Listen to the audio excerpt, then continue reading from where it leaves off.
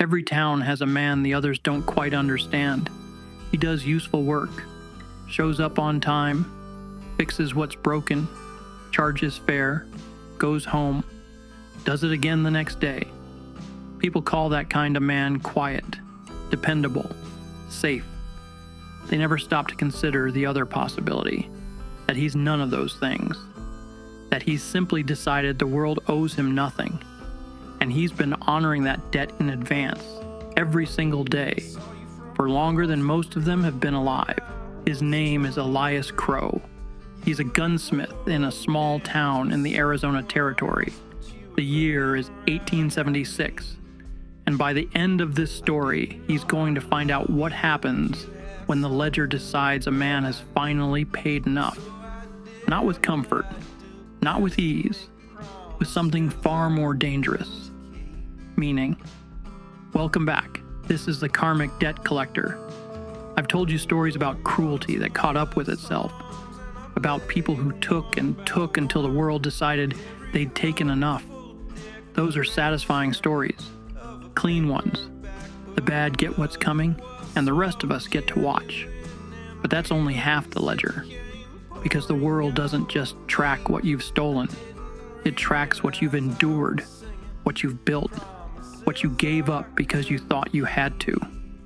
And sometimes, not often, but sometimes, it sends the balance back to you in a form you didn't expect and aren't sure you deserve.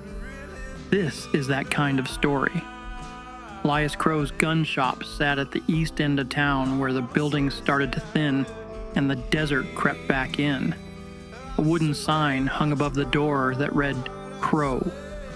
Arms in repair in letters he'd painted himself 10 years ago and hadn't bothered to repaint since. The paint had faded to a dusty gray. He didn't mind. People who needed him knew where to find him. Inside, the shop smelled the way it always did. Gun oil, iron filings, and the faint sweetness of the cedar shavings he used to pack finished repairs.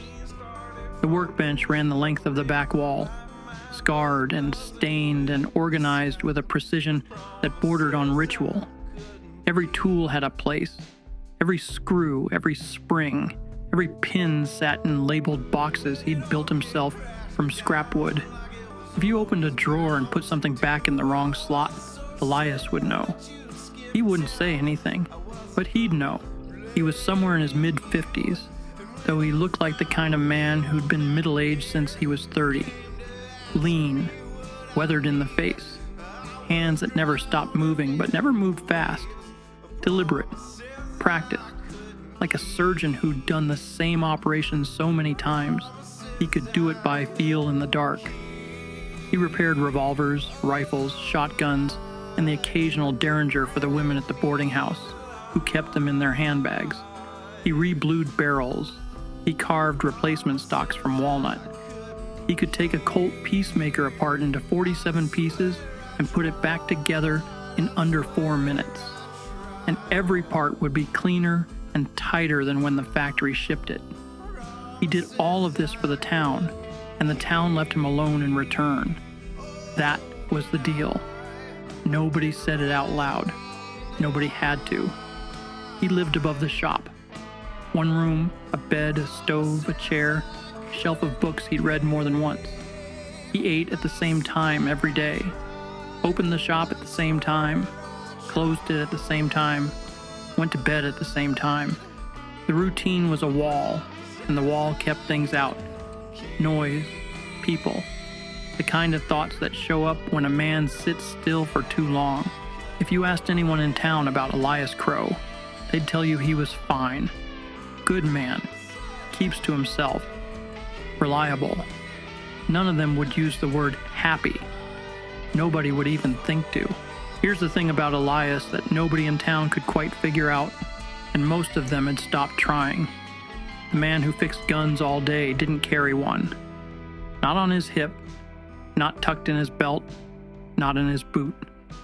He handled weapons from sunup to sundown, tested every repair by dry firing it against the back wall, held him up to the light to check his work the way a jeweler checks a diamond, and then he handed them back to the customer, and went home unarmed. A young deputy named Harlan Teague came in one Tuesday to pick up a Colt Navy he'd dropped in a creek.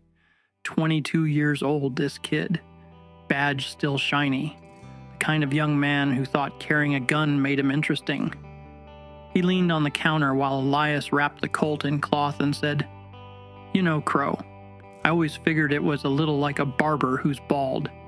Man who fixes guns all day but won't carry one." Elias didn't look up. "Barbers don't go bald by choice, Harlan." The deputy laughed, short, uncomfortable. The kind of laugh that happens when someone realizes the joke wasn't funny and the person they told it to isn't smiling. He paid his bill and left. He didn't ask the follow-up question. Nobody in town ever did. They could feel the edge of something underneath Elias's calm, the same way you can feel the drop in pressure before a storm, and every one of them had enough sense to leave it alone. Whatever had made him this way, whatever put the skill in his hands and then made him refuse to use it, it didn't end cleanly. The absence of a gun on his hip was the loudest thing about him. I'm going to tell you something about Elias that Elias himself would deny if you said it to his face. He was punishing himself. Years ago, and I'll get to the specifics when the time is right, Elias Crowe put down violence the way a drunk puts down a bottle. Completely. Deliberately. With a full understanding that if he ever picked it up again, it would kill him or someone else. He walked away from a life that had made him very good at very bad things. He came to this town with nothing but a set of tools and the knowledge of how guns worked, and he built a shop, and he kept his head low, and he fixed what other people broke. Day after day, year after year, never asking for recognition, never expecting reward, just the work, just the routine, just the wall. And here's where the ledger gets cruel, because endurance without recognition becomes its own kind of wound. When you spend long enough telling yourself you don't deserve anything good, you start to believe it. And when you believe it, you build your whole life to prove it. You build a vault and you seal yourself inside it, and nothing bad can get in. But nothing good can either. Elias didn't build a life. He built a sentence, and he was serving it faithfully, without parole, because no one had ever told him his time was up. The thing that cracked the wall wasn't loneliness.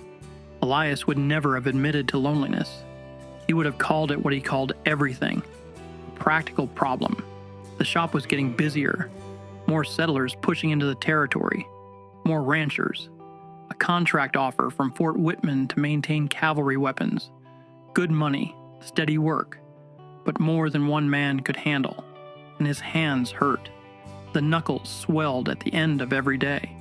The fingers were slower to close, slower to feel the tiny tolerances that meant the difference between a weapon that fired true and one that blew up in a man's hand. He sat at his desk one night going over the books by lamplight. The numbers didn't lie. He needed help, not wanted, needed.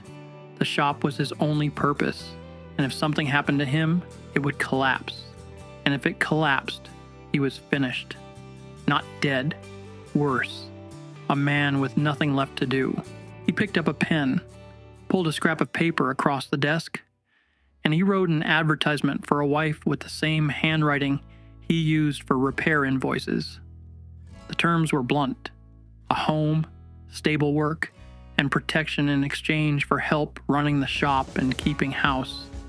No questions about the past. No expectations of affection. He signed it with his initials only. He took it to the newspaper office the next morning. The clerk read it and looked up at him with something between pity and amusement. Elias stared back until the man just took the money and set the type. Of all the things he could have asked the world for, of all the ways a man can reach out and say he needs something, Elias asked for the smallest possible version. A body in the room. A pair of hands to share the labor. Not a companion. Not a partner. A function. Because that's all he thought he deserved. And the ledger read that request. And if ledgers could smile, this one did. Because the world was about to send him exactly what he needed, dressed up as exactly what he asked for. The ad hit the town like a bottle dropped in a quiet saloon. Within a day, everyone had an opinion. The women at the general store debated what kind of desperate woman would answer such a cold advertisement. The old-timers at the barbershop figured it was about time Crowe admitted he was human. Deputy Harlan, because he couldn't help himself, laid $5 at the saloon that whoever showed up would take one look at Elias and get right back on the stage. Elias heard some of it. He didn't react. He'd already filed the decision under problem solving and closed the drawer. What the town thought about it was the town's business. What mattered was that the problem got solved. The stagecoach pulled in on a Tuesday afternoon, 3 days late because of a washed-out bridge outside Prescott. Elias was waiting at the depot the way he'd been waiting every week for the past month. Arms crossed, hat low, face unreadable. She stepped down with one small carpet bag and a posture that said she'd learned a long time ago to watch doors. She was not what he'd pictured. Not that he'd pictured much. Elias wasn't a man given to imagination. But if he had, it wouldn't have been this. She wasn't wide-eyed. She wasn't trembling. She was steady in a way that had nothing to do with confidence and everything to do with practice. The steadiness of someone who had learned that flinching draws attention, and attention is something you can't afford. Late 20s, dark hair pinned tight against the dust, a dress that had been mended more than once. Mended well, though, careful stitches. Someone who took care of what she had because she knew it wouldn't be replaced. Her papers matched the ad response. The name read May Delaney, but her handwriting didn't quite match the original letter, and there was a hesitation in the way she said the name when Elias asked her to confirm it. Not a lie, exactly, but the sound of someone wearing a coat that didn't belong to them. Elias noticed. He filed it away. He didn't ask. He brought her to the shop. Didn't offer tea. Didn't make small talk. Sat her across the workbench like a customer coming in for an estimate. Can you keep books? Yes. Handle customers? Yes. Lift a crate of ammunition? How heavy? 40 pounds, give or take. Yes. Do you startle at gunfire? She looked at him for the first time without her guard fully up. Just a flash. A half second where something behind her eyes said, "You have no idea what I don't startle at." "No," she said. "I don't startle easily." She didn't elaborate. Didn't flirt. Didn't beg. Didn't perform gratitude or nervousness or any of the things a woman was expected to perform when she was standing in a strange man's shop at the edge of the desert with one bag and no way back. Elias recognized the signs, the careful word choices, the way her eyes moved to the exits without turning her head, the stillness that wasn't calm but trained composure, the kind you develop when being noticed means being in danger. He didn't ask how she'd gotten that way.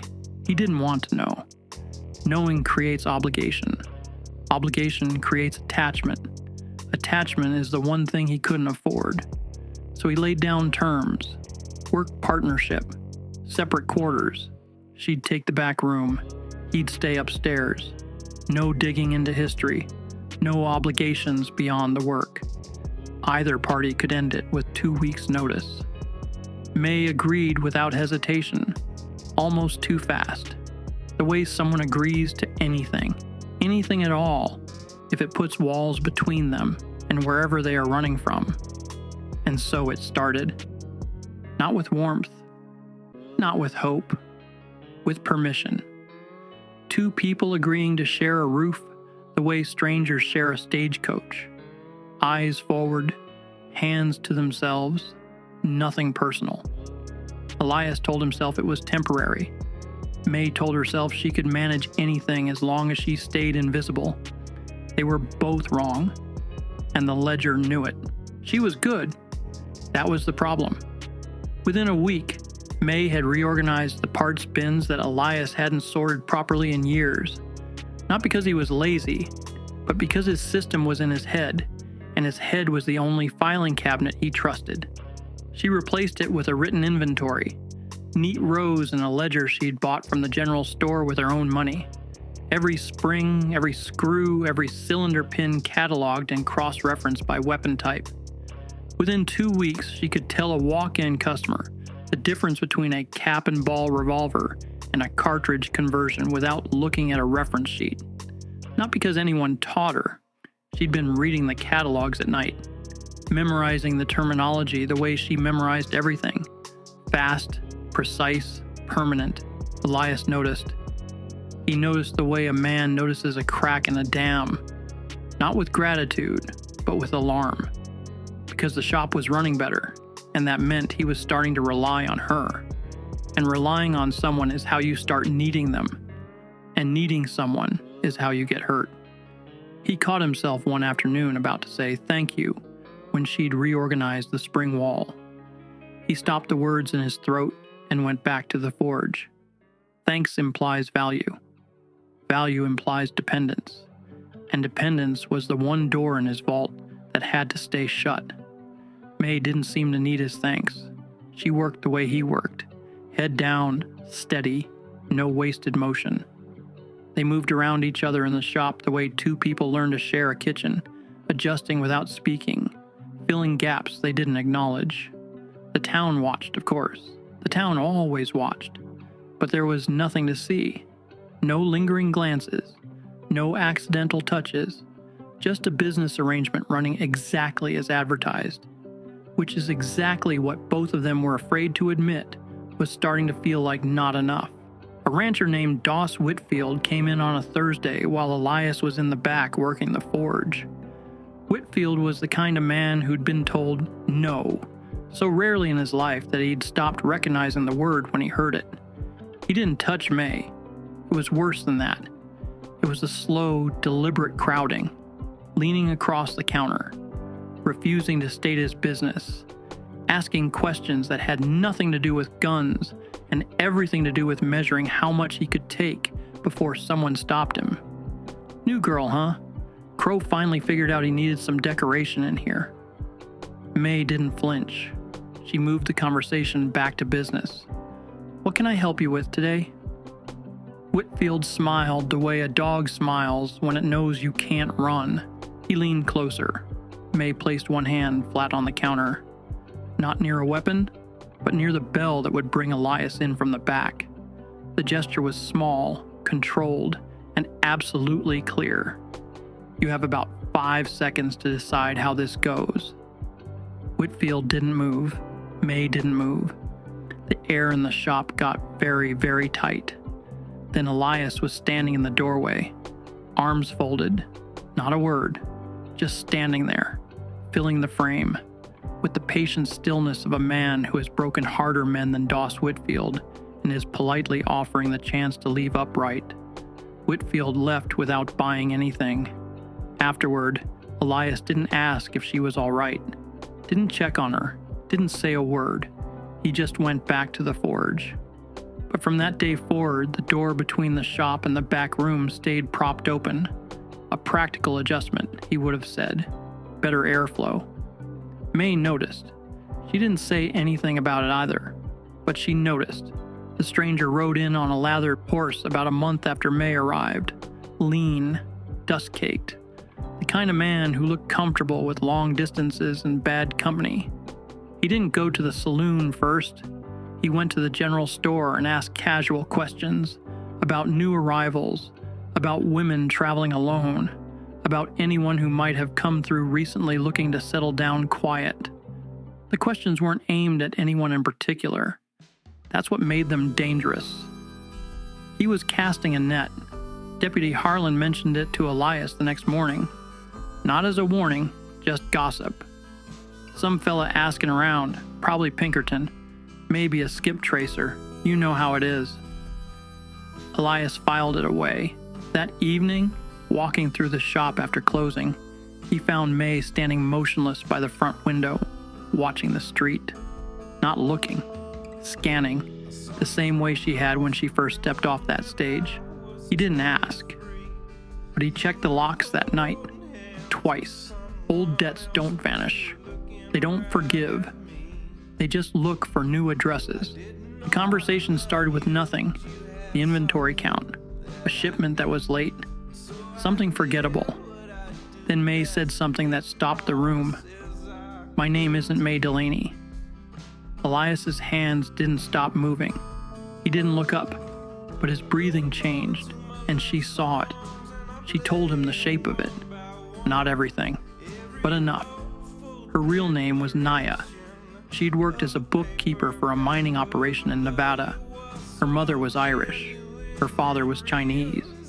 A laundryman in San Francisco who taught her numbers before he taught her English. She was good with ledgers. Good enough that the mining company hired her to keep the real books. Not the ones they showed to investors, but the ones that tracked where the money actually went. And the money went to hell. Payoffs to judges. Bribes to territorial officials. Chinese laborers brought in on contracts that amounted to slavery. Men who worked until they broke and then written off as desertions in the official record. She saw the numbers. She saw what happened to the men behind the numbers. And she couldn't unsee it. She didn't steal the ledgers. She memorized them. Copied the critical pages onto rice paper, thin enough to fold into the lining of her carpet bag.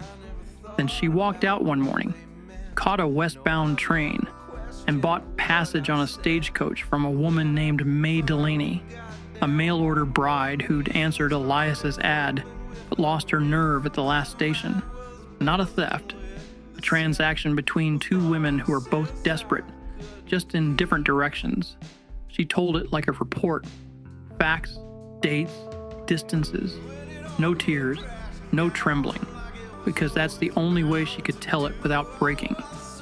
Elias was quiet for a long time. The lamp flickered. A moth bumped against the glass. Then he said, "The name doesn't matter. The work's the same." A pause. "You're safe in this shop, long as you follow the rules." That was it. No follow-up. No questions about the details. No grand declaration of protection. Just a fact, stated plainly, from a man who didn't waste words.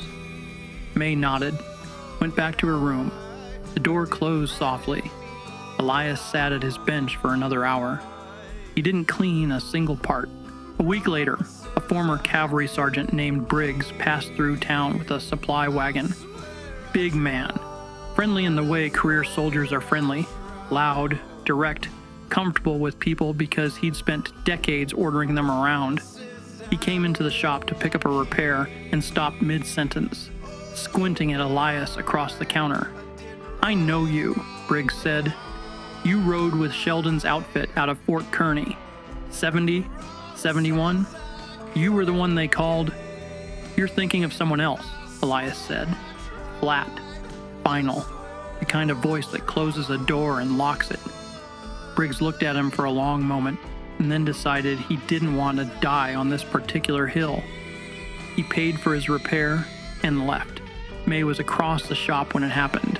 She didn't hear the whole exchange, but she saw Elias's hand go still on the workbench when Briggs started talking. She saw the micro-expression that crossed his face. Not fear, not anger, but the look of a man hearing a name he buried. She didn't ask. She was learning his language. Silence was both armor and a confession, and Elias spoke it fluently. Elias Crowe didn't become quiet because he was weak. He became quiet because he had once been too strong for too long. The violence he walked away from wasn't random. It was skilled, sanctioned, and relentless. He didn't stop because he lost his nerve. He stopped because he was good at it. And the realization sickened him. He had his own unpaid ledger, and it was about to come due. More strangers showed up, two this time, asking sharper questions. One of them showed a tintype photograph at the saloon. A young Chinese woman, hair unpinned, looking directly at the camera with steady eyes. Deputy Harlan, trying to be helpful the way puppies try to be helpful, mentioned the gunsmith's new shopkeeper to one of them. Elias heard about it within the hour. His first instinct was the old one.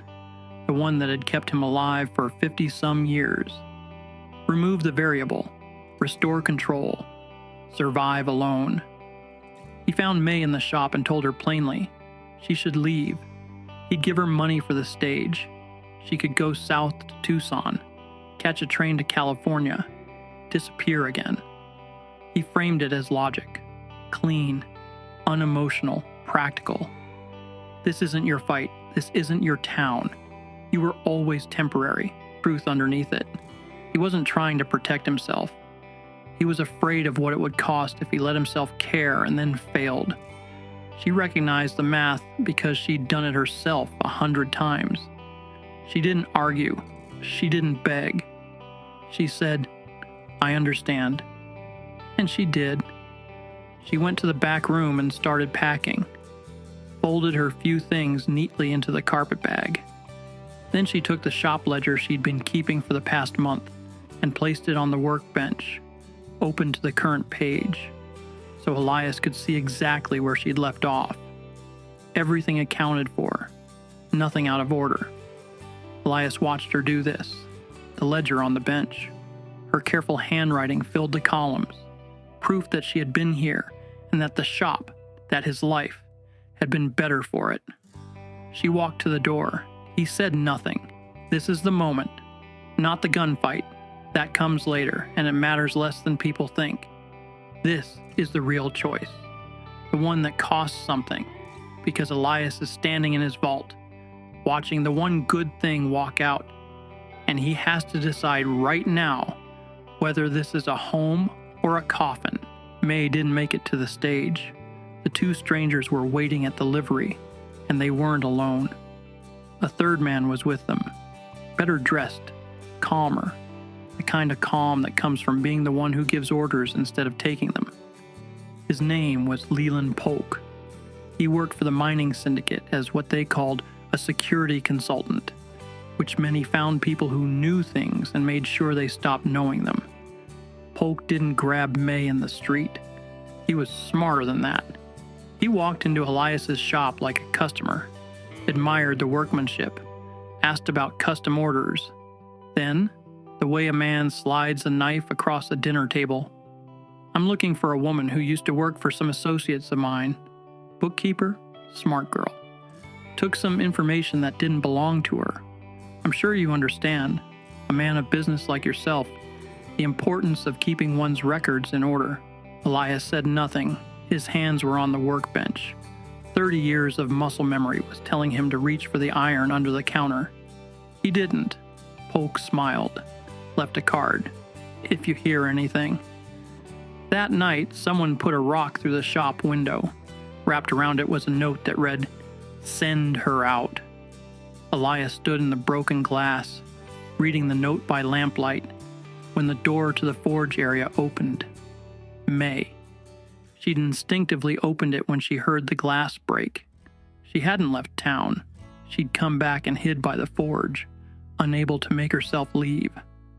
They stood on opposite sides of the shop, broken glass on the floor, and looked at each other. Elias crumpled the note, dropped it on the bench, picked up a broom. "The back room's still yours if you want it." May picked up the dustpan without being asked. Dawn. Elias was at his workbench, but he wasn't repairing a customer's weapon. He was doing something he hadn't done in decades. The bottom drawer of the bench was locked. Always had been. May had never asked about it, and he'd never offered. He turned the key, pulled the drawer open, and unwrapped the oilcloth inside. A gun belt, 2 revolvers, maintained, oiled, pristine, because he was a gunsmith, and he couldn't stomach the thought of good steel deteriorating, even steel he'd sworn never to wear again. He strapped it on. The leather creaked. The weight settled on his hips like a language he'd stopped speaking, but never forgot. He didn't make a speech, didn't explain himself. He walked out onto the porch of his shop and stood there in the early light, armed, and waited. The town saw it. Deputy Harlan stopped mid-stride across the street, one boot on the boardwalk and one in the dirt, staring. The barber paused in his doorway. The old woman at the boarding house pulled her curtain aside and then closed it again, fast. The message was clear to anyone with eyes. The gunsmith had drawn a line. This is what the ledger was building toward. Not vengeance, not heroism. Just a man who decides, after years of paying a debt he doesn't owe, that some things are worth the cost of carrying.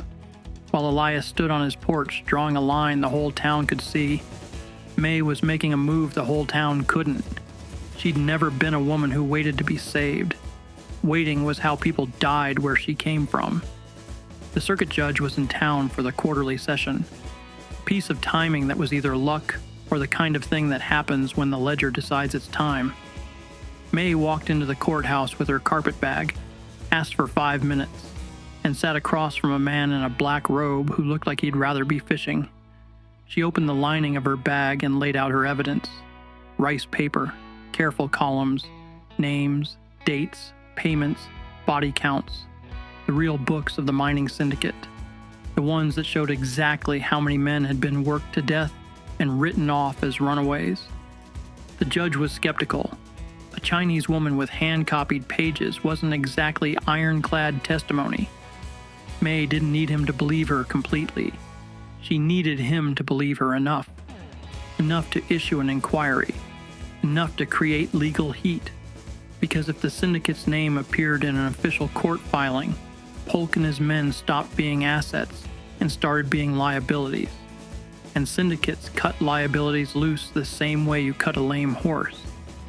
May understood power. She always had. The ledgers were never just evidence. They were leverage. 2 people, 2 debts, both settling their accounts at the same time, in different rooms, with different weapons. Polk and his men came to the shop around midday. They'd expected a quiet extraction, a scared woman and an aging shopkeeper. What they found was Elias Crowe standing armed on his porch with the calm, practiced stillness of a man who had done this before, done it many times, in many places, and stopped only because he chose to. The town was watching. Deputy Harlan, young, stupid, scared, but not so stupid he couldn't read the room, had positioned himself on the opposite boardwalk with a shotgun. Not because he was brave, because watching Elias strap on those guns had scared him into doing his job. Polk read the situation fast. Fortified position. A lawman with a scattergun. Witnesses on every porch.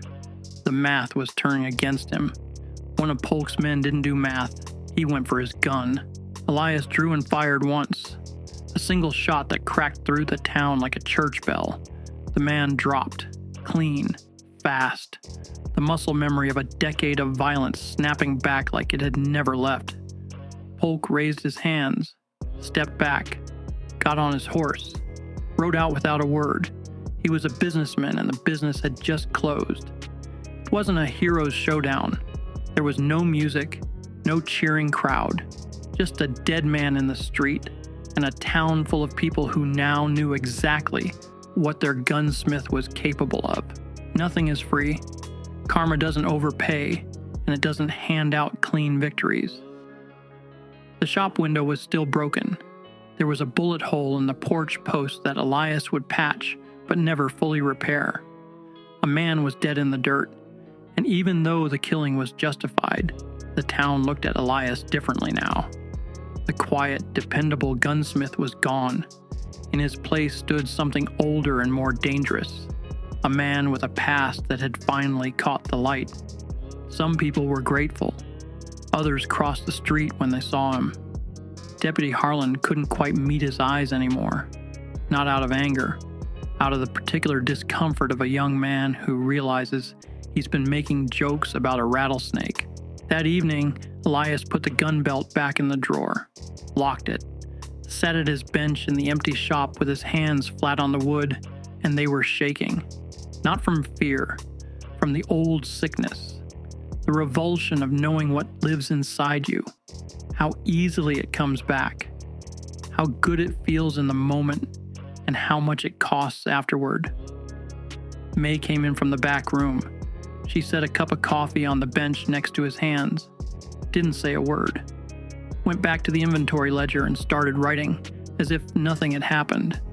As if it were just another evening in the shop. It was the most human thing anyone had done for him in years. The storm passed, but the air was different now. The world didn't give Elias a clean victory. It gave him a scar and a witness and a second cup on the table. That's how karma works when it's honest. It doesn't overpay, but it pays exactly what's owed. Weeks later, the shop looked the same as it had in the beginning.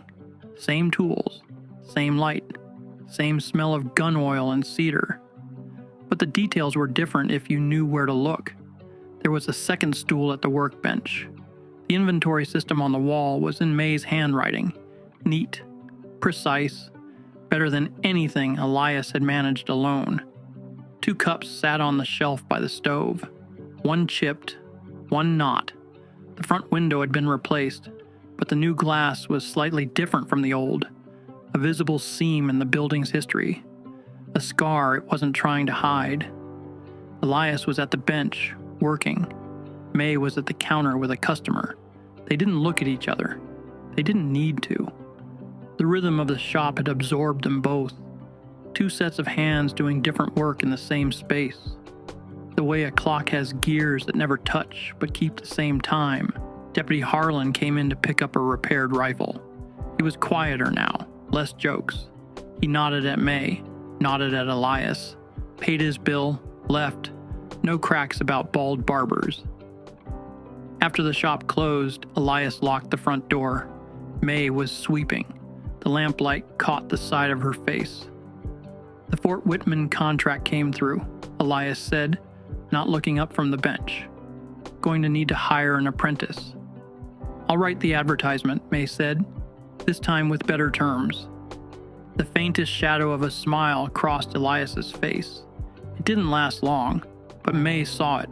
Elias Crowe thought his account was empty. No credits left. No rewards coming. A man who'd paid every debt he could name and still felt the balance was short. Who'd built a vault out of routine and silence and called it a life, because calling it what it actually was, a prison he'd sentenced himself to, would have meant admitting he wanted out. He was wrong. The world didn't pay him with comfort. It didn't hand him a neat ending with a bow on top. It paid him with meaning. A second stool at the bench, a shared ledger, a woman who understood that silence could be a kindness and that a cup of coffee, placed without a word on the worst day of someone's life, was worth more than any declaration a mouth could make. The account was never empty.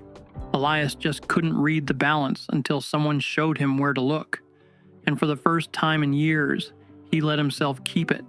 That's the ledger for today.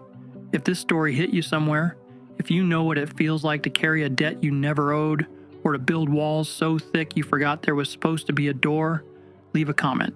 Tell me what you heard. I read every one of them. If you're new here, this channel tells stories about what happens when the world's books finally balance. Sometimes that means the cruel get what's coming. Sometimes it means the good finally get what's owed. Hit subscribe so you don't miss the next entry.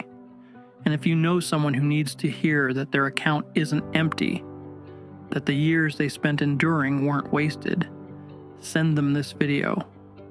You'd be surprised what the right story at the right time can do. I'll see you next time. The ledger's always open.